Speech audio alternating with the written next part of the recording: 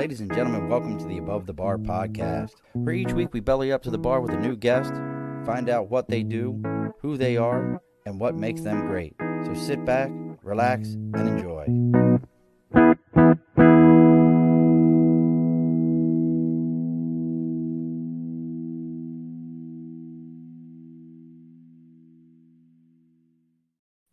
Alrighty, folks, welcome back to the Above the Bar podcast. It's your host, Sean. It's Wednesday, June 21st. It's the first day of summer. I just realized that. It's the longest day of the year. We fought so hard to get here. Just for now, every day from here on out, it's going to be shorter. I don't know who picked June. Like, why June? I have no idea. But as always, we've got a great show today. We've brought with us, I can't say if he's a made man, but he is a man. I can't say if he knows I will put it this way. I promise you he's never put sugar in his sauce. I promise you he doesn't call it sauce. He calls it gravy. And he might even know about hard-boiled well, I don't know.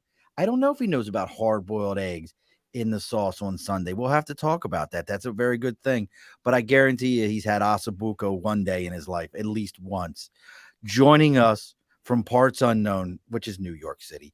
Joining us today, the CEO, the leader, the genealogy master, Mr. Bob Sorrentino. Oh, Bob, I can't get Bob, I almost messed up for you. I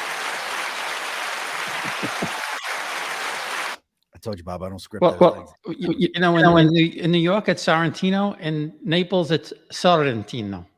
Sorrentino. So we're going to get into this in a moment. Bob, I can't wait because we talked a little bit before the show. I promise you, I went to 6 years of Catholic school trying to explain to the kids who had like legitimate Italian last names, whose moms were like absolutely Italian. You know, they were all, nobody's mom was over 4'11", dark hair. And, you know, the kids were the same way. And they're like, your last name's Murphy. I'm like, but my grandmother and my dad was half Italian. Like there was no, and they were like, no, you're not.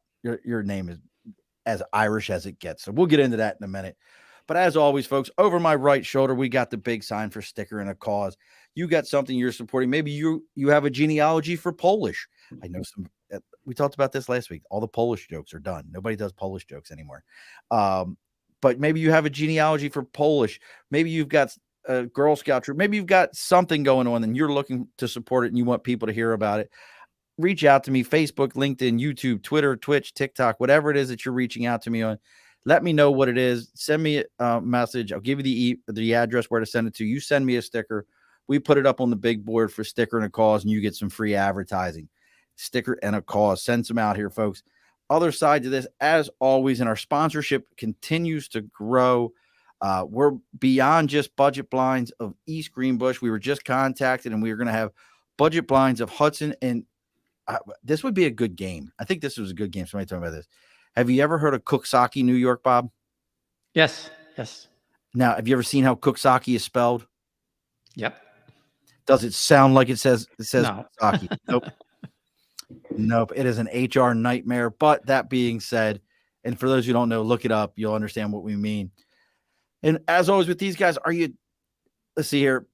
Picture this: beautiful custom windows, perfectly complementing the decor, providing privacy and blocking out harsh sunlight.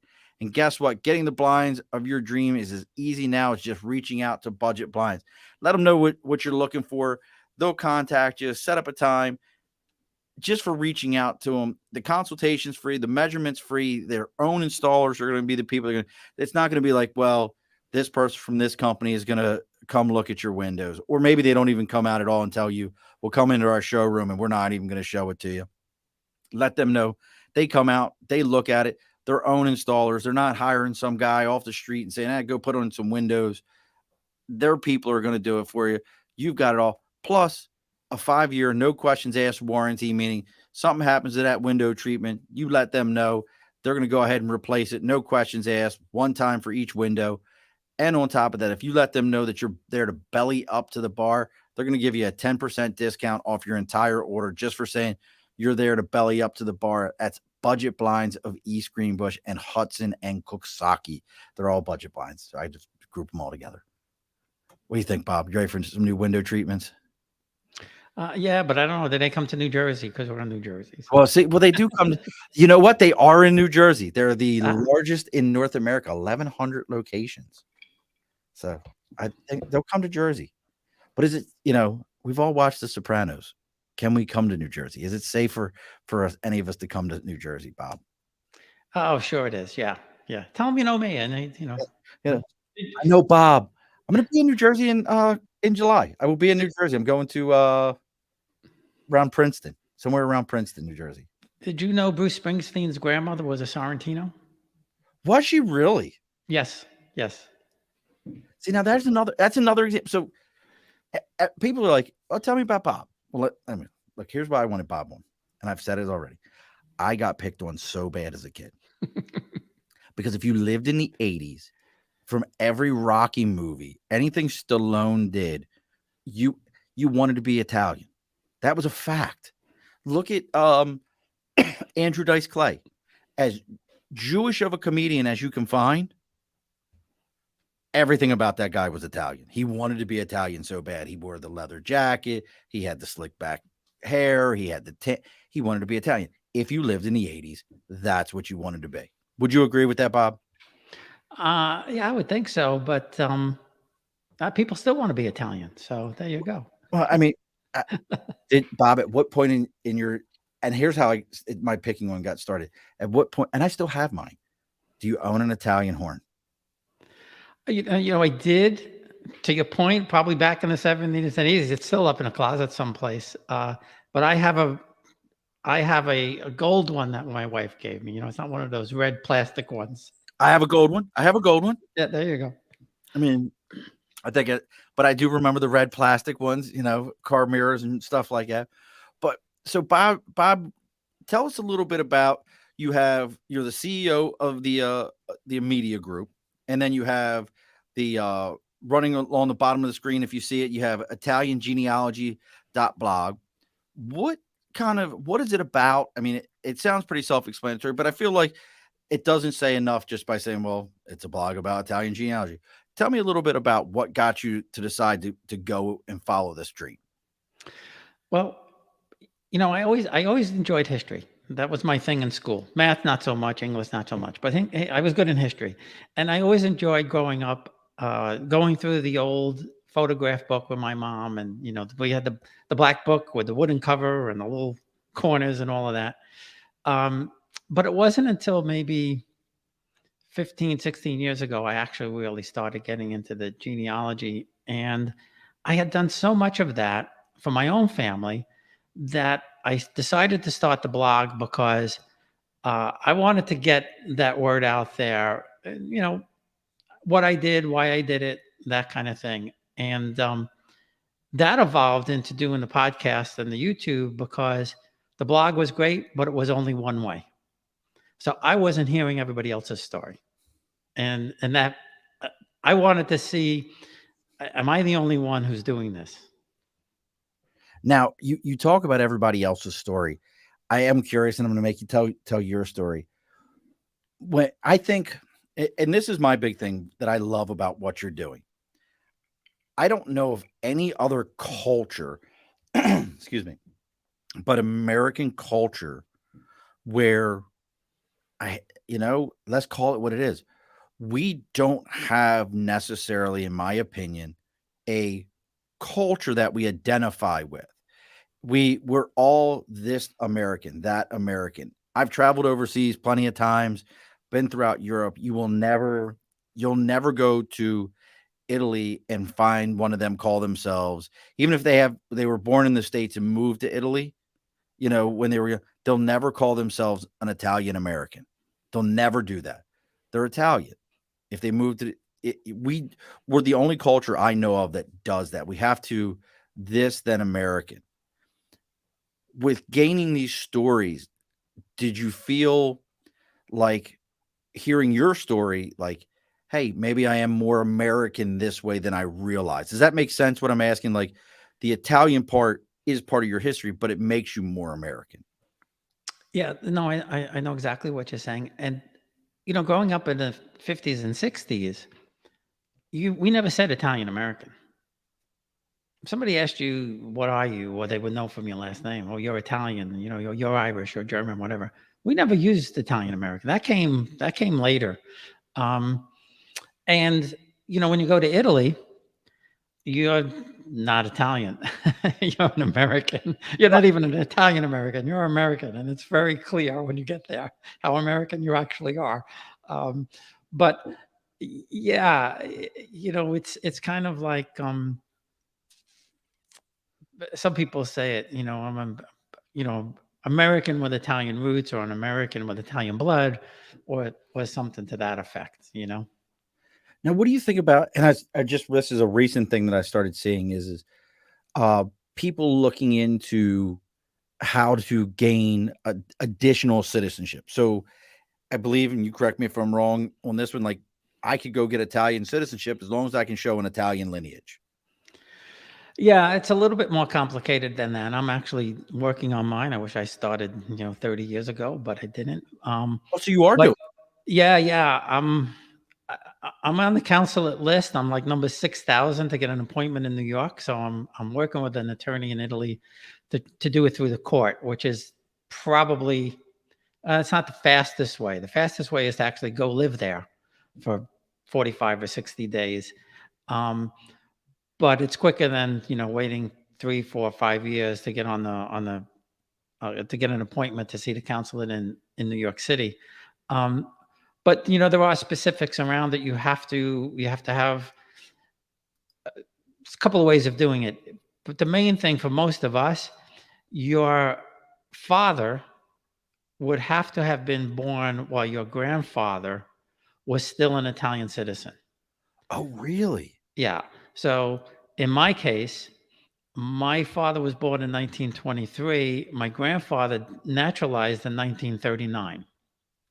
So my father was born while my grandfather was still an Italian citizen. So mine wasn't. So my father, my grandfather who was Italian, had passed away by the time my father was born. But my great grandmother was. Well, well, now you still could go. Now you could, if you. Now this is funny.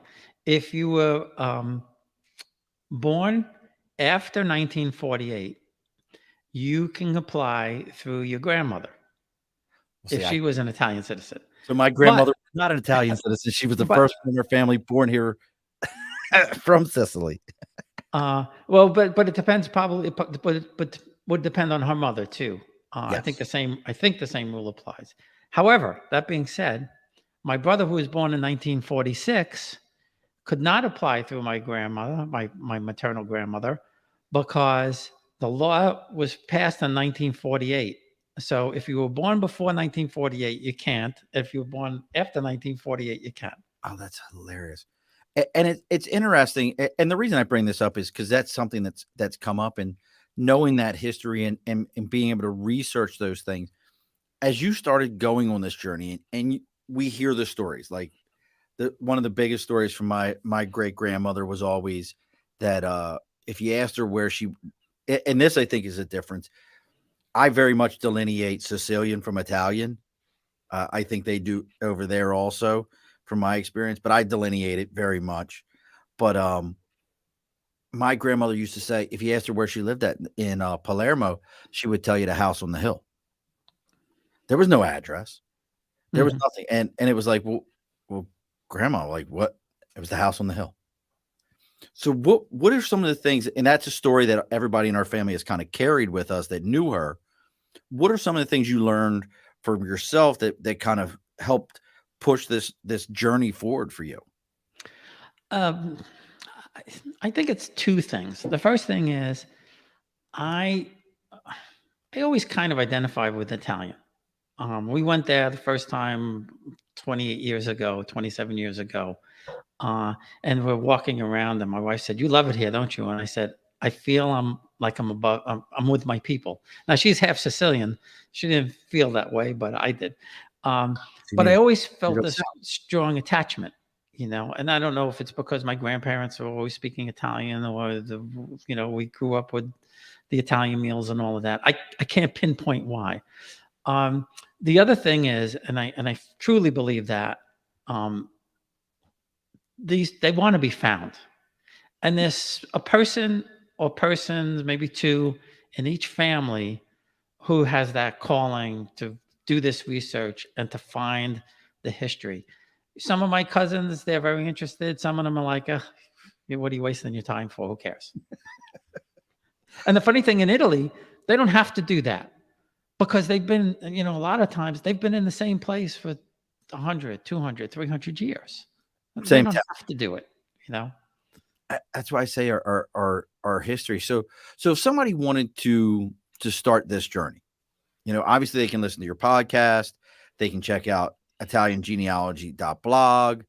You've got the YouTube videos, all these things going on. But if somebody said, hey, I want to start this journey to figure out my genealogy and to figure out, what it means to have a heritage, what would you recommend? Talk to grandma. Talk to grandma, talk to grandpa. If they're not alive, find the oldest uncle, the oldest aunt, the oldest cousin. That's the place to start. The place, because you'll learn a lot more from the oral history of your family than you will from researching any records.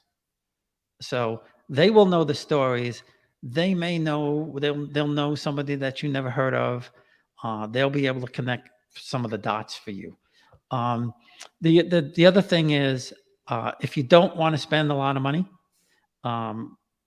set up an account with FamilySearch.org. They're free. Ancestry you have to pay. FamilySearch.org you don't. And in some cases, I think it's easier to connect through FamilySearch.org. And they also have a free half-hour consultancy. So they have a link. You can fill out a form. You send it to them, and if whatever they find, they'll then do a half-hour call with you. Oh, that's cool. And give you all the information. And I did it mainly just to try it, because I've interviewed a few people from FamilySearch.org, and they found it wasn't necessarily a will. It was the challenge to a will from my fourth great uncle in Calabria. Oh, down in Calabria, really? Yeah, and it's all, obviously all in Italian. And when if you're lucky enough to find a will, a deed, or something like that, you get more insight into that person than just finding they were born on this date in this town. And the interesting thing about this great uncle, two things. One was his last name was DeRiso. He was the heir to the town of I think it was Carpignone. He had no male heirs. However, he stipulated in this will that no one could inherit his fortune unless their last name was DeRiso. The only DeRiso at the time was my fourth great grandmother, his niece, and even though she was a female, she inherited everything. One of her male cousins or nephews or something like that eventually challenged the will, and that's what this document is all about. Oh, but in this document, he had stipulated that the church was to receive funds from his estate in perpetuity. So, like I said, these are the things that you learn if you're lucky enough to find something like that, as to what these people thought about. Italians, I mean, very, like the Irish, very, very religious people. yes. Right? Everything was at the church. Even today, everything's about the church, right? Well, that was perfect at my house. I had an Irish grandfather and an Italian grandmother. Like, I can still remember one time we were going to church. I grew up in a Catholic church household. Going to church one time, and I wanted to throw on shorts, but we were going to see my grandmother, and you'd have thought I asked to go ahead and just put on a red suit and devil horns and walk into church. My father was like, son, we are not going to see your grandmother for church with you in a pair of shorts. That's not happening. And my father didn't go to church. It was one of those rare occasions. He's like, that's not happening. just know it's not happening. So I understand exactly what you mean with that. But so what are, now on the show, on your podcast, what are some of the people that you interview, or what do you try to get behind as far as those interviews are concerned? Well, I interview, different types of people. Most of them are people just like us who have, done their research, have an interesting story, um, want to tell the history of their family, where they're from, why they came, things like that. Um, I did come across some very, very interesting stories from a few people that, I mean, some people may think I'm nuts, but kind of cements my idea that these people want to be found because things have happened during their research that you can't explain. And one that really stands out a lot is a person from FamilySearch.org who I interviewed. He's Italian, and he was going to Pennsylvania to give a talk, and he was researching his grandmother, and I think he was looking for, it was either her birth certificate or her marriage certificate. I don't remember which. Anyway, he goes to this conference. He says, I look over in the booth and there's a woman there who's got the tag on that she's from the archives of New Jersey, and that's where my grandmother was from. So I went over and asked her, I've been looking for this record. I can't find anything. Maybe you could help me out or something like that. And he said, the whole, before he left, he said, I looked up at the sky and looked up at the ceiling and said, Grandma, help me out. So he goes there, he sees this woman, he asks her, here's my grandmother's name. He said, she kind of looked at me like, okay, sure, like she couldn't be bothered. He said, the next day before my talk, she came up to me, handed me an envelope and said, open this after you finish. And he opened up the envelope and it was his grandmother's record. Wow. So is that wild or what? It really is. I see. And I think I actually, in the other room, I don't know if my wife's watching or not. If she is, I'll have her grab it for me. I have this. Here's an Italian one for you. I have my great grandmother's wedding photo hanging on the wall, but here's how Italian they were. She married the one brother. Her sister married the other brother. Like, and I mean, that was my Aunt Sadie, who I knew her grow. That was one of those things. Like when did you experience that a lot being in a big Italian household? I felt like everybody, like when we had gatherings, everyone was there. Like you couldn't miss the gathering. Everyone. Oh, yeah, absolutely, absolutely. And my mom's side, that's what my grandmother lived for. That was her thing, singing the kids. She had 23 grandchildren. She lived to see the grandchildren. Nothing made her more happy than to see the grandchildren. And it's interesting because my parents come from two vastly different Italian families. My mom's family in Italy were farmers in Torito Bari, and very poor and things. And my father's family was, his father came from, I guess, a gentrified type of family. My great grandfather was an attorney who later became a Supreme Court justice. Oh wow. My grandmother was from two noble families, very, very noble families. So, when I compare the two families, I could never really understand Yeah, that's why very. my mom's mother was very, very outgoing, very, boisterous, loved to have the kids around her.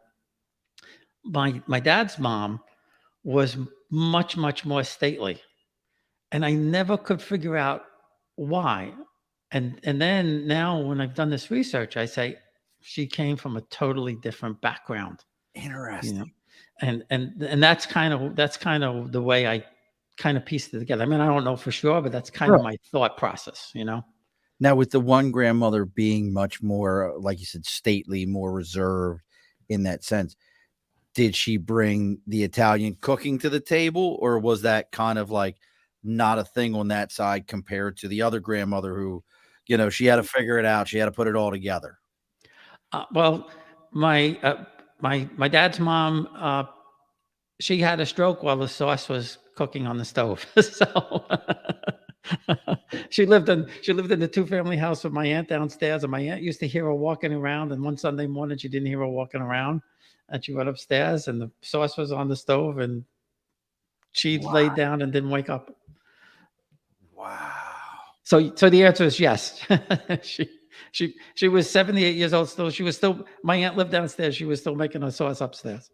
Yeah, Grandma Rosie lived to 90 something, 88, 90. Grandma Dorothy, who's my direct grandmother, she lived to be 92 or 93.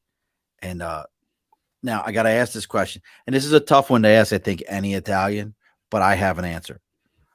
Favorite thing that your grandmother made? Well, by the time both, both my parents were at the younger end, so my grandmothers weren't cooking that much anymore. It was more my aunts and things. Okay.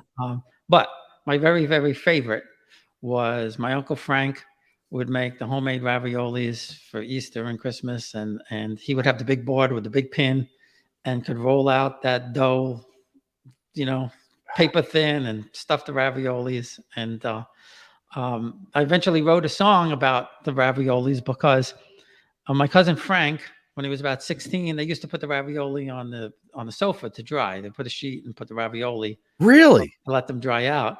And my cousin Frank sat on the raviolis.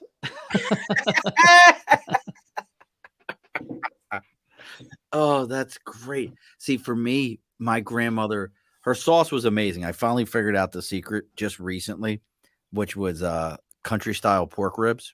I didn't realize that's what she used till one day I was just playing with stuff and I figured it out. But you know what she used to make was the olives. She would take the Spanish olives and crack the skin, put olive oil and red pepper flakes and I think oregano in with them and just leave them in the refrigerator. And there was always an entire thing of them in there. But she was such a great cook. When she remarried my grandfather passed and she remarried a few years later.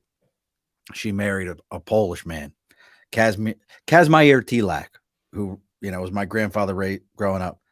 She learned how to make Polish food. That's how good she was. Yeah. Yeah. Well, if you're a good cook, you're a good cook. I mean, you could cook anything. Now, have you been to Sicily? I have been to Sicily once. I went to Catania, Sicily, because there's a base over there. So I went to Catania, Sicily. I've been to Bari, Italy, Naples. Spent 2 weeks in Venice. That's where I've hit up in throughout Italy. Very, and even have you been? Did you go to Naples, Bob? Yeah. I don't know when you said it was like 27. We just went last year. Yeah, last year. I don't know if it's any different. All I remember when we went to Naples was they gave us a Liberty brief like we were walking into New York City in the 80s. No, it's much better now. Yeah, they were like, listen, Marines, you go in pairs of 2 at least. You don't leave your buddy. You don't understand this city. There's things going on. There's an element in this city.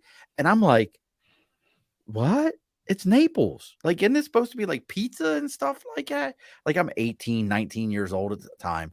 I'm like, pizza, it's Naples. And they're like, no, you don't understand, Marine. Like, so this was 96, 97 Naples. So it was a different world. Yeah, no, I mean, that's when we went there. But at the time, we just stopped there to get a car to go to Sorrento. But no, it was fine. We were on our own for a bit, but we also had, the whole tour thing going.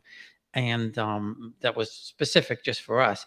But there was one specific area they told us we couldn't go to. My grandmother's family grew up on Via Carbonara, and there's the Hotel Caracciolo used to be their palazzo, but they lived across the street, and there was a whole block of houses there. Because when I look at the records, I see number 30, number 23, number 32. Somebody was born there, somebody died there, all that kind of stuff. My father's family lived just kind of maybe a quarter of a mile from there. And they said, we know where your dad's family is from, the Sorrentino's family, but we can't take you there. Really? So, but we had a place in the old city. It was fine. I mean, I wouldn't walk around there at 2 o'clock in the morning by myself or with the family, but in the afternoon it was fine. There were a million people around, tourists, that people who live there.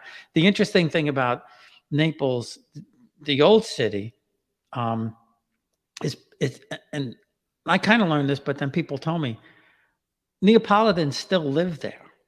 It's not a tourist place. So it's still a vibrant Neapolitan city, the way it always was. I mean, people are still hanging the laundry out the windows and, sitting down and having their dinner and things like that. So, but, you're in this town that's city that's 1,000 years old, or more than 1,000 years old, actually, and the cobblestones are still the same and all of that. But I did a very specific ancestry tour with my friend Letizia Sinisi from Italy Rooting, and I wanted to go to the towns that my grandmother's ancestors came from because of that linkage to nobility. And so we went to Capricotta in Molise, which was just a super, super little town, 1,000 people up in the mountains. We went to Avellino, where my seventh great grandfather, eighth, ninth great grandfathers were the princes of Avellino. And, we had this experience, and I said to Letizia, I said, I can't believe that they're treating us like this. And she said, well, they would do that anyway, but because of your family. And I said, but that's what I don't understand. These people lived 300, 400, 500 years ago. And she said, we don't forget. They don't forget. And she said, if you think they treated you like royalty here, wait until you get to Calabria, wait till you get to Montebello. And that's where my grandmother's Piramalo, that's where her family was from. They were the barons of there. And they did this whole day affair with us with this big picnic. And we were talking about food earlier. Everything that we ate was made, not cooked, but created. So the cheese was homemade. The capicola was homemade. The wine, of course, was homemade. The olives were homemade. The bread was homemade. And I was eating the capicola, and I said to them, we don't have this in America. And they said, oh, we do it the way we did it 300 years ago. We kill the pig on the day after Christmas. We cure it until March, and now you eat it. And it was so matter of fact, like, doesn't everybody do this? You didn't call it gabagool, right? You didn't. No. You don't like the gabagool. And now it's interesting. So what was this tour? Tell me about this tour, because I find that, like, did you have to supply them with the information, or did they say, oh, you're looking for those folks? Boom, boom, boom, boom, boom. Yeah. Well, I mean, because of the years and years of research, I knew who they were. And so we were supposed to go just right when COVID hit, and wound up getting postponed. But when I hired Letizia to do this, I gave her the family, right? And I said, I want to go to these towns because I know these are the hometowns that, they came from. And she did all the rest. She contacted all of these people. They set up all of these things. Wow. And, I say this to people all the time. If you go to Italy and you know where your family is from and you don't visit that town, you blew it. You blew it. That's amazing. That's the whole point. When you and again, there's stories. I'll tell you another story about things don't happen by accident. The person who helped me do some of my ancestry work over there, because I had a roadblock, and he helped me find the Sorrentino family. He had a client, and they were walking through the street in this little town, and this old lady comes up to them and says, in Italian, "Who are you?" So Alessandro explains to her that his family's from here, and they lived on the street. And she said, "Aspetta." She goes in her pocket and pulls out his key and says, "Come with me." she goes to this little chapel for Santa Lucia, and in this chapel they have the shrine to Santa Lucia. And in this particular town, what they would do is they were asking people from the United States or around the world to send money or to send things to help keep the church and everything. As it turned out, they never sold any of this stuff. They just put it in the shrine, and all of these things are there. And what she told this guy to do is to pick something up and put it on his eyes, because Santa Lucia is the patron saint of eyes. Okay. He puts the thing to his eyes and he says, "I don't believe this." So Alessandra says, "What don't you believe?" He says, "This has my great grandparents' names on it." Get the hell out of here. I'm getting goosebumps as I'm telling you this story. So, that's why I said these things don't happen by accident. And when we went to the church in Capocota, for example, um, my fourth great grandmother, the one I mentioned earlier, Deriso, they had vestments that she had made in Naples in like 1790. Now, what's a And vest? What's a vest? the vest that the priests wear for mass. Oh, okay. Okay. And it had the crest on it. And the priest explained to me, this was donated by your fourth great grandmother, and these aren't the only ones. We have several of them. So these things are 300 years old. They still use them. They still use this stuff. Now, how do they know though that that's where that came from? Well, because and there's a lot of and people don't understand a lot of things about the nobility. I don't know about other places, but especially in Italy, the church was everything to these people. Right. Yes. And the nobility supported the church. They built the churches, they supplied the vestments, they supplied the chalices, they up kept up the whole place, because people didn't really have money for that. So knowing where my family came from, and the priest did this whole talk, introducing us, and it was a Sunday, so it was after Sunday mass. Nobody left. Nobody left while the priest was introducing me and saying that my family came from this place. And then I had a talk. And of course, I'm talking in English. And nobody left. It's just, it's just the way they are there. Wow. They're just very respectful and very excited when we go there and we say, we want to see where our grandparents lived, our great grandparents lived. They love it.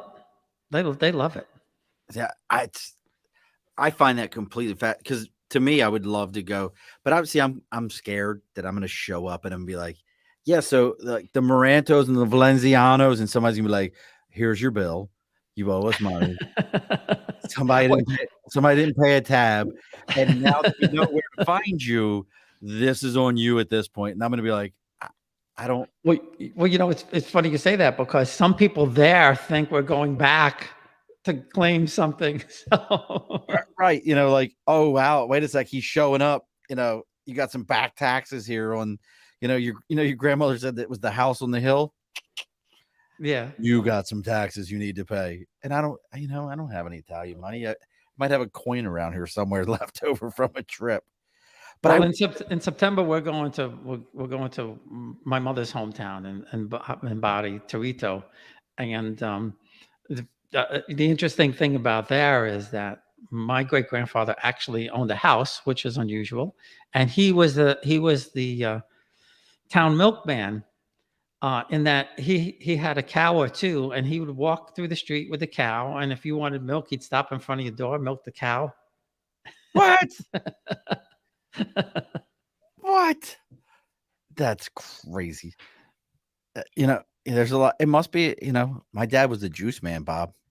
He used to deliver juice to everybody, when you didn't get it. But so now you talk about that, like going back over and these connections. And folks, look, make sure you're checking out ItalianGenealogy.blog. You can also find Bob on Facebook with Italian Roots and Genealogy. He's over on LinkedIn. Bob Sorrentino. He's over there. You can find him on LinkedIn. He's the CEO of everything. You can find Bob around. Make sure you're checking these things out. Make sure you see what he's got going on. What about with these type of things? I know we talked about, you said asking grandparents, aunts, uncles, things of that people of that nature. Is there any other, like I did Ancestry, and it was interesting to me that when I did Ancestry, funny enough, my Italian side really didn't show up. They weren't on there. Like I finally recently had one of them show up. A lot of the Irish side, my mother's side. Is there any other of those? I know you mentioned the one that was free. Is there any other spots that you say, like what about going to, a consulate? If you have time to go to New York City or reaching out to an Italian consulate, is it worth it? Can they help you, or is that kind of like that's not what they're there for? No, that's not what they're really there for. I mean, the best place to go if you have questions. I have like 11,000 on my Facebook group now. Italian Roots and Genealogy. People there will help you in an instant. So if you have a question, you have a family. I mean, I can't tell you. I've lost count of how many people have found the actual relatives there. In fact, I found one that got on that I never knew of before. So there, a lot of people help there. They'll help with translations. You'll probably find a family member there. All right. It's very Now, possible. The other thing is too, if you know the hometown, look for a Facebook page with that hometown. okay. I didn't even think about that. Yeah, if you do that, put it out there. Put your name out there. If there's somebody on there that has that last name, they'll probably help you. Um, and also look for groups with your last name. Now, here we go. So I'm Bob. I'm gonna jump. I'm jumping right on to your Facebook group right now. So we're going to Italian Roots and Genealogy. So if I was on Italian Roots and Genealogy on Facebook, how would you recommend that I ask that question? Like, hey, I'm looking to find any. Would I say, hey, I'm looking to find any Marantos or Valencianos from Palermo? Yeah, yeah, Just like that. just like that, All just right. like that. I'm Here's what- researching. I'm just starting my research, or I've been researching a little bit. I'm just looking to see if there's any family members, and don't be surprised if somebody says, "Hey, I know that last name." All right, so we're gonna do it, Bob. Right now, live on the air. I'm looking for any. I don't even know how to spell Maranto. Marantos. Right. How do you spell Maranto, Bob? I think it would be Maranto. I think Maranto, probably. See, this is already the problem, Bob. I don't know how to spell it. Doesn't matter. Somebody will say the real spelling is this. Marantos or Valenzi. I don't even know how to. I don't even know how to spell that one. I know I spelled that one wrong too. This is not good, Bob. How am I going to find my family, Bob, if I can't even spell the right name? This isn't good. Trust me, somebody will recognize it. Believe me, somebody will come back and say, "I think you mean this name." Somebody be like, "You're an absolute imbecile. You're an imbecile. How dare you butcher the Italian names like this? You're an absolute fool. What are you doing?" Well, your first name is Sean, so they'll get it. They'll get it. They'll be like, "Stupid Mick over here trying to put in some Italian stuff, and he's getting it all wrong." No, it's going to happen. So now, for your podcast, I wanted to ask, because I love supporting other podcasters, and we're coming up on time to close the bar here soon. How often do you record? Where can they find you? We talked a little bit about this before the show. You do lives also, right? Yeah, once in a while I'll do a live. I call it Sunday Italian dinner, and I'll try to get a guest, and then people could chime in and ask a question here and there. But I try to do one a week. I think there's some close to 200 out there now, and if it's on, it's the home audio is on Buzzsprout. Buzzsprout, I know Buzzsprout. So it's on there. But if you just go to the blog, you can find everything there. You can find all the links on there to the podcast and also to the YouTube. or just go to the Facebook page and everything's out there. So it's pretty simple to find. Wow. So, there is. I found how to spell Valenciano. So now you're doing once a week doing lives. Um, I always ask all my podcasters this: getting into podcasting. If somebody wanted to get into it, I know this is a little bit of a left turn for us because we're I want everybody to go to ItalianGenealogy.blog. I want everybody to check out Italian genealogy or Italian roots and genealogy. I want you to check that out. Get in. There's any advice for somebody who's looking to get into podcasting? I always got to ask that, especially you've done more. I thought I did a lot of episodes. You got me beat. Yeah, I mean, I would say, it's pick your passion, something that you're passionate about. Um, I like Buzzsprout. I found it easier. They now have you can, once you have a certain number of episodes, and it's not a lot, it's not like YouTube. You could actually put advertising out there that they give you. So it's you're in a few cents here and there. Um, but it's not hard. Pick something that and start with somebody that start with friends. That's what I did. I started with a couple of friends. I started with a couple of cousins. Uh, I go back and listen to them now, or watch them now, and I'm like, oh my god, that was horrible. But people actually now tell me, you know how to interview. So It feels good, doesn't it? Let's ask this question. So Sunday sauce. Let's talk about this for a second. Did you do the eggs? Yay, nay? no, no. I mean, I know of it. I didn't. I didn't do the eggs. Interesting that you asked. My mom's family. There was always, we were there every Sunday. There was always a pot of sauce with some kind of meatballs and beef and pork and all of that in it. Oh, I have, and it's on the website. If you go to the website and you look for the recipes, I have a bunch of family recipes out there that even you could cook as an Irishman. thank you. But I have my paternal grandmother's sauce, and people freak out when I say this. She put in it's celery, chopped up Really? celery, which it's not sugar, but takes the acid out. And she, So- again, she was from Naples, from an upper class family. At the end, when you're finishing it, butter. Believe it or not, 100% would agree with that. put Yeah. butter in there. And Italians freak out when I say this. Really? Yeah, but believe me, it makes a difference. It makes a difference. So I put butter in my sauce. I've always done it. Just a thing to do that. Hey, welcome to Cooking Hour. Two guys who are just eating shit from their grandparents. But I always did that. I always thought that, a little bit like just a pat or two, nothing crazy. It's just Yeah. just a little bit of added fat. Just to finish at the end. Yeah. Yeah, it's a little bit of added fat into it. It gives a good flavor. And I use salted butter, so it gives a little bit of that to it. But I had my aunt's father who was very Italian, but he always put sugar in his sauce. And Yeah. I would be like, "Pop." And I was a kid. He was like, I had a lot of like, this grandfather died, and that aunt father would like, all right, you're mine now. Yeah, I'll take you on over here. And he would put sugar in it, and I'd be like, Pop, please don't do that. It was like putting candy on top Yeah. of noodles, and I was like, can't do it.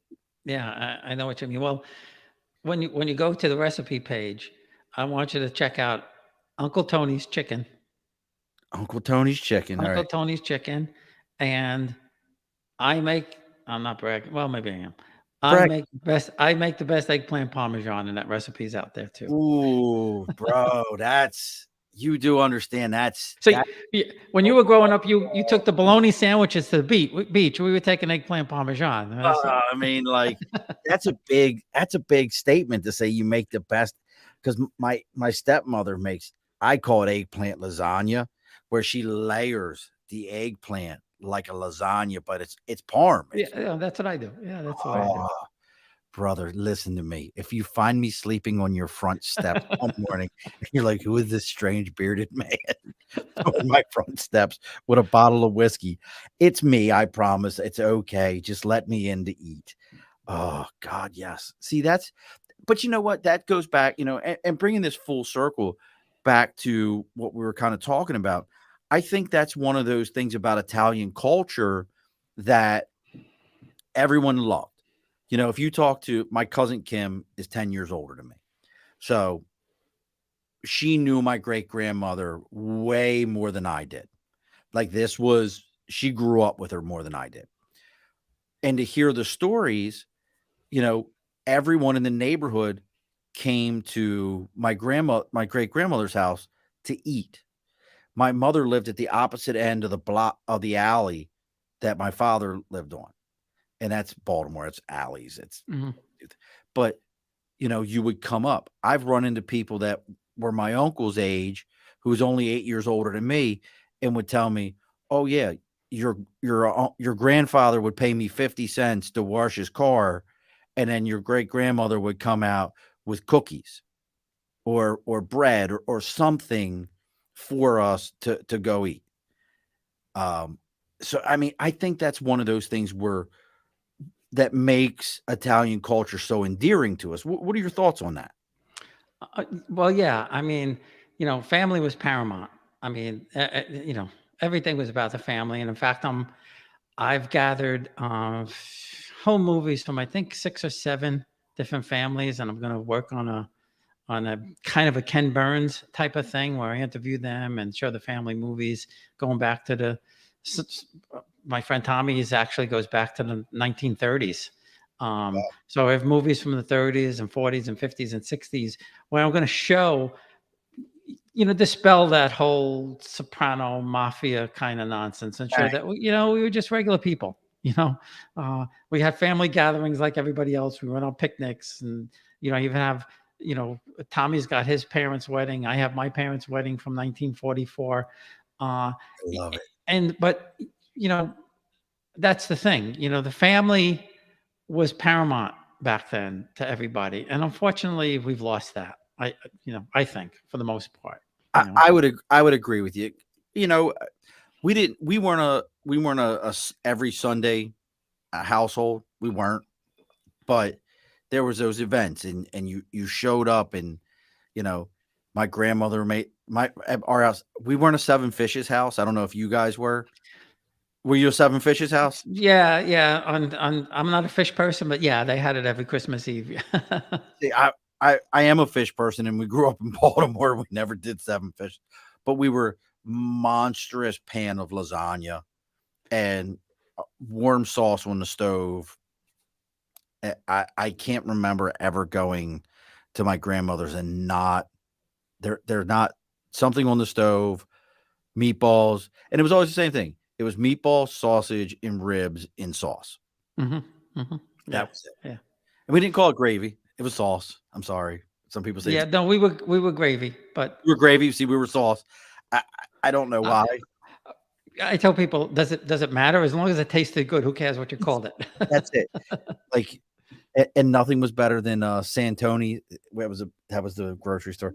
Santoni's Italian bread dipped inside of it was a biggest smear of butter you could find. Like, Yeah, yeah. and then stick it right in there until my grandmother yelled at me to not to double dip. And it probably happened at least once. So you've got the podcast, you've got the blog. What is we're coming towards the end of everything. I don't want to miss anything. Bob, I'm so like Bob, I feel like this is like one of those conversations where I'm like, I want to tell people about this, but they don't believe me when I tell them. I'm like, listen to me. It wasn't until I did my 23andMe, and I'm like, it's gonna come back. I'm 25% Sicilian. People are like, right, right, right. And then I like flip it around. I'm like, see? And they're like, you? I grew up I had blonde hair growing up.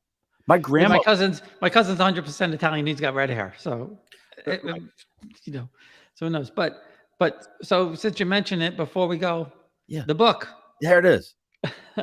Farmers and Nobles, about my two families. It's available on Amazon, it's Kindle, it's Barnes and Noble, Janaway, and on my website. But I go into, my stories, some of the other stories I mentioned. There's more of those. How I started, uh, yeah, a little background about my two families, and then I go into some of these noble families because one, we know the Spanish Italian, we know the Spanish nobility, we know the French nobility, the English nobility. People don't realize that up until 1860, 1861, all of Italy were all these little fiefdoms, all Yeah. these little cities. I mean, every city had a baron, a count, this or that, the other thing. So, we're talking less than 200 years ago, the country, it wasn't a country. It wasn't a country. Yeah, I think we missed that, because you get into the fact that the the Rome you really want to get people riled up, Bob, remind them that the Roman Empire still existed as we were becoming a country. Yeah, yeah. And then they're like, "What?" Yeah, yeah, the Roman Empire was just coming to the backside of it as we were still a country, and then they really get riled up. So the books that who's do you read it? Do you have an audio version yet, Bob? I don't yet. I don't yet. I need you to read it, Bob. You With my read New York with this accent, you want me to read? Absolutely. How perfect is that? So my grandmother met my grandfather. They were both one was a noble, one was a peasant. They got together. They hung out. They went to the boroughs. Listen here. It was a beautiful thing. How great would that be, Bob? Like All right, since you say so, I'll do it. that. See, I'm all about those good accents. I have a horrible Baltimore accent. I mean, give me a break here. So you can use your smooth, silky New York accent. Brooklyn, Queens, which is it? Queens. Say, and you could use You that. know, the King of Queens, right? The show, The, yeah, the show. You know the shot where he's walking away with the lemon ice and it falls out. I think so. Yeah, Yeah, it's right at the beginning there. The lemon ice king of Corona. yeah, yeah. My grandmother lives 4 blocks from there. We No, used to get 5 gallon, a big 5 gallon from there when we'd have parties. see, I love. And so the guy who ran it was Pete Benfarimo, I think. You could only have one flavor. You could not say, "Give me lemon and blueberry." No, no. You get one flavor. You get chocolate. You get lemon. You get blueberry. No mixing. That's it. You get your one flavor and you get out. That's it. Like, could you get back in line and get another You one? could get another flavor, but you couldn't put them on the same. You couldn't mix them together on the same. That little cardboard thing Oh, there. that's so great.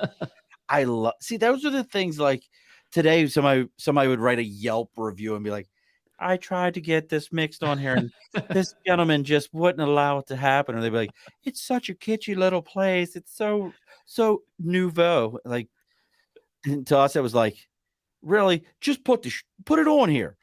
No, this is the way this works. You cannot argue this.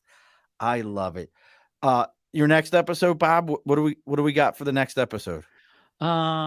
Gee, I don't remember who's coming up next. To be honest with you, Here's Bez. I do have a couple coming up that within the next month or so. One is going to be about DNA. So, an expert on DNA and when you look at ancestry, what does it all mean and how to make sense of it.